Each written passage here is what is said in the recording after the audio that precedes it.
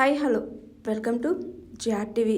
CM Revanth రెడ్డిపై మాజీ మంత్రి బీఆర్ఎస్ నేత హరీష్ రావు మరోసారి నిప్పులు చెరిగారు.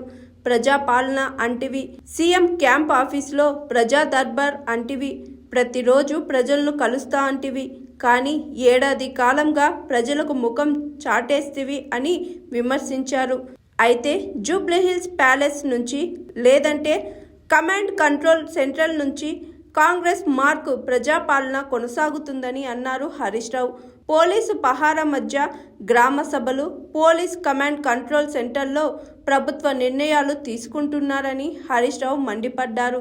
సీఎం, మంత్రులు, పేషీలు, అన్ని శాఖలు, విభాగాలు ఒకే దగ్గర ఉండేలా సువిశాలమైన అంబేద్కర్ సచివాలయం ఉండగా దాని కాదని మంత్రులు, అధికారులను జూబ్లీహిల్స్ ప్యాలెస్కు, కమాండ్ కంట్రోల్ సెంటర్కు పదే పరుగులు పెట్టిస్తున్నావు ఎందుకని ప్రశ్నించారు హరీష్ రావు.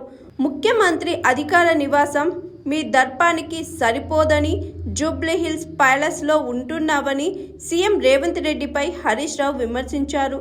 మంత్రులు, అధికారులను ప్యాలెస్కు పిలిపించుకొని అహంభావం ప్రదర్శిస్తున్నావని మండిపడ్డారు. ఇదేనా ఇందిరమ్మ రాజ్యం అంటే అని ప్రశ్నించారు మాజీ మంత్రి, ఎమ్మెల్యే హరీష్ రావు.